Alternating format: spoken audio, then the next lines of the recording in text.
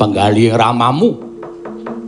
Sak budale pamanmu ing panglebur gongso mangkat minangka Senopati negara Ngalengka ngrabaseng para wanara. Gumana musik jroning penggaling pun Rama. Ngalengka ngukup kemenangan. Maragake sowanmu mesti nggawa kabar. Nggawa kabar ingkang gawe gumbira penggaling wong atuamu. Maragake matur Jit. Sewu-sewu kalepatanipun ingkang putra Tadah Wadana Kanjeng Rama. Menawi wonten lepat atur kula diagung pangaksami kepareng kula hamba baraken lelampaning madyaning paperangan ageng. Wadyabala saking negari Ngalengka tuwin wadya balanipun Prabu Rama Wijaya. Ya, piye Gage? Maragake wiwitana nggonmu bakal crita karsaning pun Rama. Ingkang sekawit Kanjeng Paman Panglebur Gongso, Paman Kumbakarna ngrabaseng para wanara temah wadyabala wanara mblasah kadidene babatan pacing. Samyajrih kaliyan kridanipun Paman Kumbakarna ing Panglebur Gongso. Mestine pancen kudu kaya mengkono jer pamanmu kuwi Rawa, Birawa. Pamanmu ki wujud buta gedhe. Yen nganti wujud buta gedhene go ngaluhur sak perbata siwi parandene kalah karo Munyuk. Ora ana gunane swita karo ramamu Ngalengka. Namung kula nuwun sewu. Paribasan dipun krubut mangewu-ewu mayuta-yuta wanara menawi kakirikaken satemah para wanara menika sami pejah dipun nidak dipun iles dening Kanjeng Paman Panglebur Gongso. Alah dalah. Jujuken pepuntoning critamu. Aku pengen weruh pamanmu Kumbakarna nyangking dase Rama Wijaya. Sewu sakalepatanipun ingkang putra Wadawadana Rama. Namung sareng ingkang majeng Radeng Lesmana, senopati saking Swelagiri dipun dombani inggih menika Paman Wibisana satemah mangertos dhateng keringkianipun Paman Kumbakarna. Rama, mugi andadosna ing kawuningan Paman Kumbakarna sakmangke kapuping Rana Madyalaga seda wonten ing paperangan. Piye? Wah!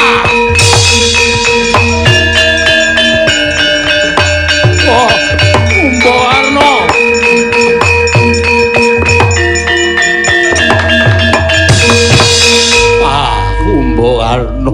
Kumbakarna. Kowe mati ana ing paperangan adikku adikku wong gagah. Adikku wong sentosa. Ora sembodo nggonmu ngucap ngersaning wong kadangmu tuwa. Aku nalika kowe saguh madeg senopati. Ora sembodo nggonmu ngucap lawan kadangmu nalika kowe saguh karabaseng balaning Rama Wijaya. Ning pepuntane kowe tekaning mati. Mbok Karna.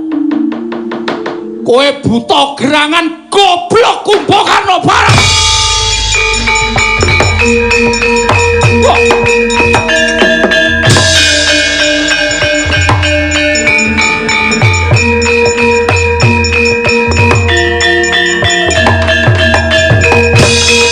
Kowe buta goblok, kowe buta pengung. Wis pantes kowe mudhar ning pabaratan. Ing atase kowe gedhe sak gunung anakan mungsuh Munyuk. Kowe kalah Kumbakarna. Nyuwun mapunten Kanjeng Rama. Sampun utuh dhateng Kanjeng Paman. Nyatanipun Kanjeng Paman menika ngiklasaken pejah gesangipun. Kinari anambak dhateng paduka Kanjeng Rama anggenipun angekahi Dewi Sinta. Jit wonten dawuh. Pamanmu nalika semana matur kelawan aku yen to maju ning peparangan ora mbelani kelawan aku. Pamanmu nalika semana matur karo bapakmu yen to nggone maju ning paperangan ora mbelani karo Dasamuka, ora mbelani karo bapakmu. Nanging sing dienggo pawadan nggone labuh kelawan bumi Wutah Gedhe. Sing dienggo pawadan labuh kelawan bumi Wutah Gedhe, kowe ngerti dhewe. Wong Ngalengka sapa sing ora labuh karo Dasamuka mesti bakal mudhar ning negarane dhewe. Contone pamanmu Panglebur Bangsa. Ora usah dadahi to dadi wong becik, ora usah dadahi to dadi wong apik. Kanthi pawadan lelandhesan mbelani bumi Wutah Gedhe gombal. Aku ora percaya. Mula wis ora aneh yen to pamanmu Kumbakarna mati ana ing pabaratan. Aduh Kanjeng Rama. Ngantos mekaten anggen paduka angesotaken dhateng Kanjeng Paman Panglebur Gongso. Dernyatanipun Paman Panglebur Gongso sak mangke sampun ngiklasaken pejah gesangipun sedanipun wonten ing pabaratan ngrabasing Wadyabala saking Swelagiri. Nadyan kados menapa pawadanipun nanging sampun kersa majeng wonten ing paprangan menika tumrap kula minangka dados satriyaning Praja Ngalengka ingkang wajibipun pundi-pundi asmanipun sarta dipun eling-eling asmanipun Paman Kumbakarna sing dwarem eling-eling nganti modar do eling-eling. Ora sudi eling-eling pamanmu. Wong wis mati kok dieling-eling iki kurang gawean. Iya, Jit wonten dawuh. Ora lega rasane atiku yen to durung iso ngrabasing balaning Prabu Wijaya. Anak lanang wonten timbalan. Kowe tau tate pamer karo bapakmu bab pusakamu ing ngedap-edapi. Arane pusaka nami Nagapasa. Kaya ngopo? Nagapasa kaya ngopo? Aku tak nonton iso mateni Rama sak balane apa ora?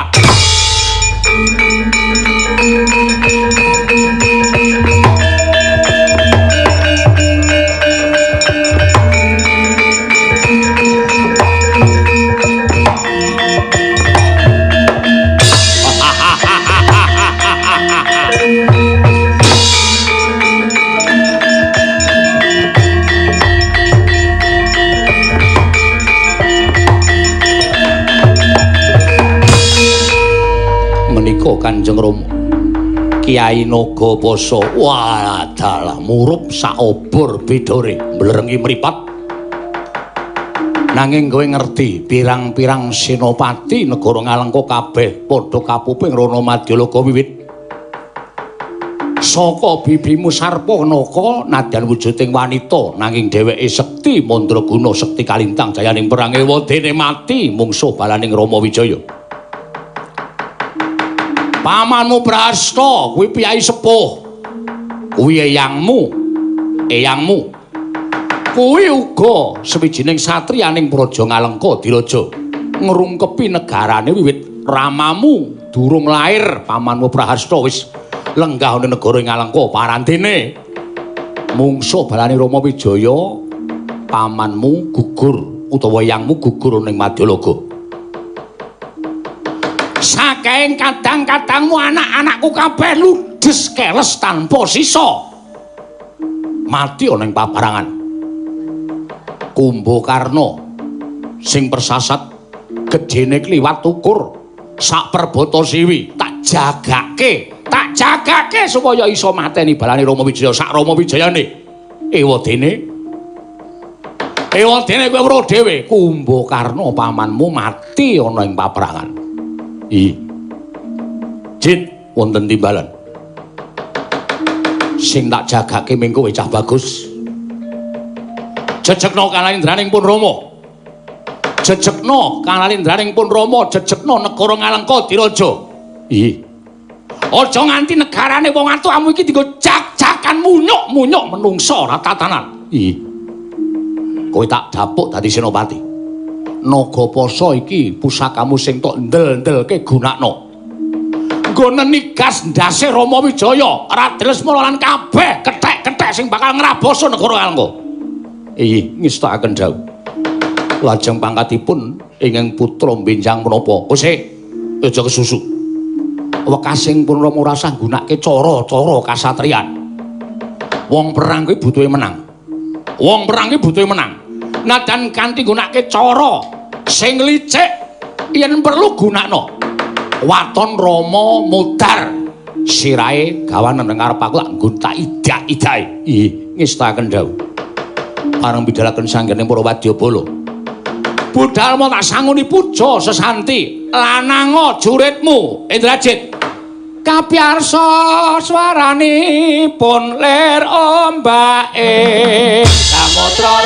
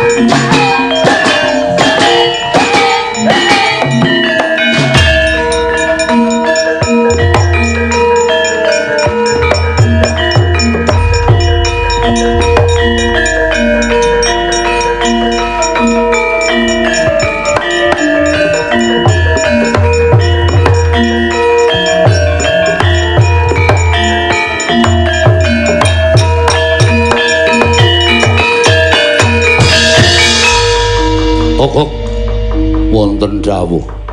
Milung wonten dawuh, Bos. Nuwun sewu, sonten-sonten kok ngetapaken para wadyabala niku genahe pripun? Terus ajeng kepripun kula tak nyuwun priksa. Dereng dangu sedanipun ingkang pamaning panglebur gongso. Inggih menika Gusti kula Raden Kumbakarna. Kok Gusti kula Raden Indrajit sampun kepareng ngetapaken para wadyabala. Kula ajeng nyuwun dawuh, "Kok wonten timbalan?" Bareng aku ngatur ngersaning Kanjeng Rama Prabu Rahwana. Kaya ngapa dukaning Kanjeng Prabu Dasamuka midhanget pawarta yen to paman Kumbakarna seda ana ing pabaratan. Malah semune Kanjeng Rama ora sungkawa penggalihe lan nganggep yen to paman Kumbakarna, paman panglebur gongso, kuwi sawijining satriya ingkang bento ingkang ora isa ngalahake para wadyabala wanara. Monggo kasilungan kasekten ingkang linuwih turta pengawak go ngaluhur kena ngapa mungsuh munyuk kok tekaning pati nganti Kanjeng Rama nguman-uman kelawan Kanjeng Paman Kumbakarna Gog. Lah niku perkara perang niku mboten perkara gedhe karo cilik. Ya lho. Heeh. Kadang kala cilik niku malah ampuhe ra jamak-jamak. Kaya to munyuk-munyuk nika. Munyuk-munyuk nika niku arepa cilik-cilik ning